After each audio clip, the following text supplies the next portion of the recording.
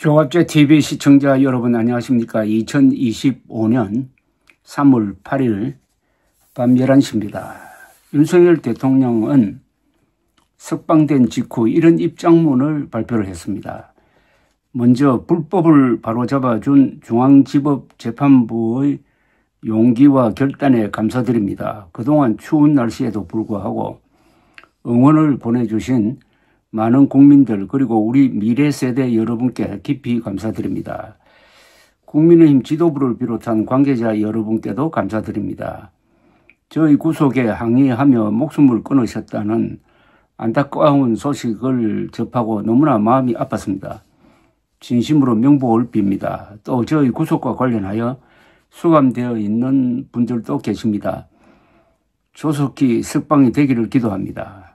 대통령은 헌법상 권한에 따라 공직자로서 맡은 바 임무를 수행하다가 고초를 겪고 계신 분들도 있습니다. 조속한 석방과 건강을 기도하겠습니다. 단식 투쟁을 하고 계신 분들도 계신데 건강 상하시지 않을까 걱정입니다. 뜻을 충분히 알리신 만큼 이제 멈춰주시면 좋겠습니다. 다시 한번 국민 여러분께 고개 숙여 감사드립니다. 비상계엄령을 선포하여 국가에 끼친 크나큰 피해에 대해서는 한마디 사과도 없었습니다. 이 입장문을 읽어보면 12.3 비상계엄 사태를 정당한 것으로 확신하는 듯합니다. 다음은 윤석열 대통령 변호인단 입장문입니다.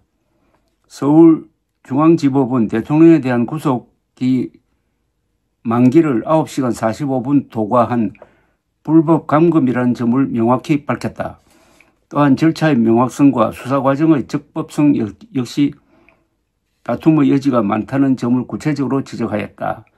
대통령의 구속은 절차적, 실체적 측면에서 모두 문제가 있다는 것을 확인한 것이다. 이처럼 서울중앙지법이 명백한 불법 구금임을 인정하여 구속 취소 결정을 하였음에도 불구하고 검찰은 24시간이 넘도록 석방 지휘를 하지 않았다. 심지어 대검찰청의 석방 지시에도 불구하고 수사팀은 이를 거부하며 직무유기를 했다. 피의자 인권을 보호하여야 할 최고의 수사기관이 자신들의 실수를 즉시 시정하기는커녕 정치 논리에 휘말려 정당한 지휘체계까지 따르지 않은 것이다. 사법 시스템이 붕괴되고 법치주의가 무너진 참담한 현실을 온 국민이 다시 한번 목도했다. 우리는 이미 공정과 정치적 중립성을 지켜야 할 수사기관들이 거대 야당과 야합하여 내란몰이에 앞장선 것을 분연한 심정으로 지켜본 바 있다.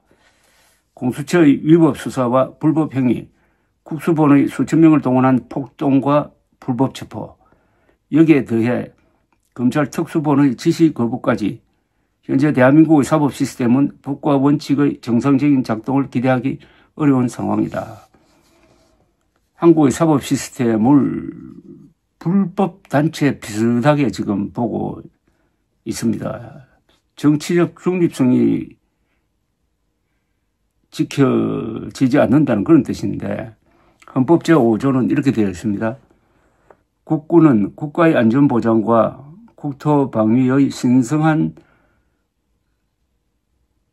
의무를 다함을 사명으로 하며 정치적으로 중립해야 된다. 우리 국군을 적군과 싸우는데 동원하지 않고 같은 국민들을 향하여 총뿌리를 들이대라고 동원한 윤석열 대통령의 12.3 계엄 사태는 이 헌법 제5조 위반입니다.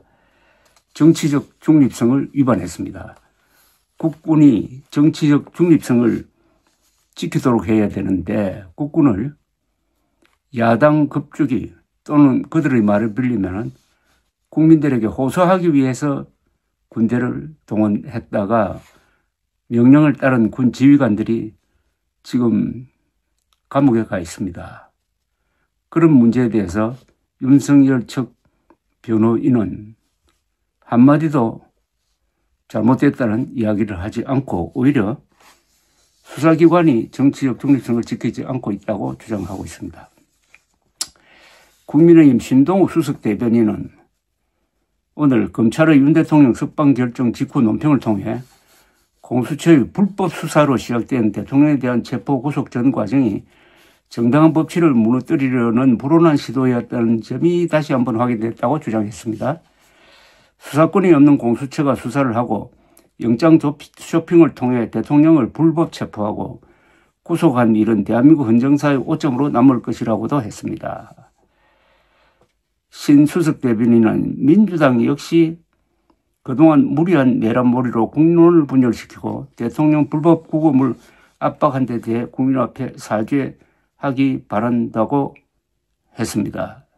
역시 국민의힘 또한 윤석열 대통령을 피해자로 그리고 국가기관을 불법단체로 보고 있습니다. 검찰이 법원의 윤석열 대통령 구속 취소 결정을 받아들여 윤 대통령이 석방된 오늘 더불어민주당은 비상의원총회를 재개해가지고 심우정 검찰총장은 대가를 반드시 치러야 한다라고 규탄을 했습니다. 박찬대 민주당 원내대표는 검찰이 형사소송법상 즉시 항고를 포기하고 윤석열을 풀어준 사실은 매우 충격적이고 용납할 수 없는 일이다. 이번 사태의 가장 큰 책임은 검찰에 있고 그 중심에 심우정 총장이 있다고 했습니다.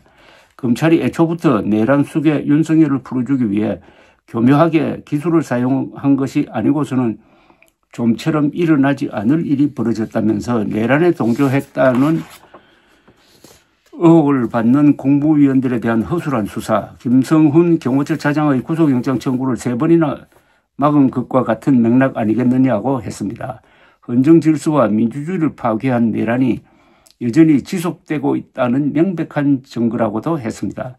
박 원내대표는 검찰이 스스로 자기 역할과 존재 가치를 부정한 것을 넘어 국민과 역사 앞에 씻을 수 없는 큰 죄를 지었다. 심우정 검찰총장은 그 대가를 반드시 치러야 한다면서 12월 3일 국회 담장을 넘어 본청에 모이던 그때 그 마음으로 내란 속의 윤석열 파면과 내란의 완전한 종식을 위해 국민과 함께 싸워 나가겠다고 강조했습니다. 오늘 구치소에서 나오면서 윤석열은 무장한 경호원들을 노출시키면서까지 계엄에 성공한 듯한 장면을 연출했다. 황당무계함과 참담함과 분노가 교차했다고도 했습니다. 여전히 계엄에 대한 미련을 버리지 못하는구나 생각도 들었다. 구치소에서 풀려났어도 여전히 윤석열은 직무정지된 내란 수괴다. 자신이 저지른 죄값을 반드시 혹독하게 치르게 될 것이다 라고 했습니다. 한편 최재형 전 감사원장 국민의힘 전 의원입니다. 지난 5일 동아일보와 인터뷰하면서 이런 소신을 밝혔습니다. 윤 대통령이 지난해 12월 3일 비상계엄 당일 국회에 병력 투입을 한 것을 보고 곧바로 탄핵은 물론이고 내란죄까지 문제될 수 있겠다. 돌이킬 수 없는 상황이 됐다고 판단했다. 국가 비상사태 판단이 대통령의 고유 권한이라 하더라도 할 수 있는 조치는 행정, 사법 영역에 국한한다. 대통령은 비상계엄이라도 국회에 대해서는 조치를 할 수 없다. 하지만 윤 대통령은 국회 기능을 제한하기 위해 분을 보냈다. 계엄 포고령 1호가 국회의 정치활동 금지다. 친위 쿠데타라고 하면 모를까. 이건 법조 경험과 상관없는 굉장히 상식적인 판단이다. 만약 탄핵이 기각됐을 경우를 생각해보자. 앞으로 국가 지도자가 되는 정치인들은 비상계엄을 해서 성공하면 좋은 것이고 실패해도 법적으로 문제가 없겠다고 생각할 것이다. 그런 길을 제도적으로 열어주는 것은 굉장히 위험하다. 양보뿐만 아니라 감정적으로 견디기 어려운 과정을 겪으면서도 합의를 도출하는 과정을 겪는 것이 정치다. 하지만 비상계엄이 헌법 위반이 아니라면 국가 지도자는 그런 정치적인 노력을 하지 않을 것이다. 윤석열 대통령을 파면하지 않으면은 윤석열 대통령이 현직으로 돌아가는데 그것은 멋대로 계엄을 하라는 면허증을 주는 것과 같다는 그런 취지의 이야기였습니다. 저의 논평을 하나 덧붙이겠습니다. 오늘 윤석열 대통령의 운동으로 미루어 그가 헌재에서 탄핵 기각 결정을 받아 대통령으로 복직한다면 최재형 전 감사원장의 우려대로 불법 계엄을 진압하고 책임자들을 수사한 사람들을 오히려 범죄자로 몰아 처단하기 위한 제2의 계엄령을 펼 가능성이 높아 보인다. 이렇게 정리할 수가 있겠습니다. 감사합니다.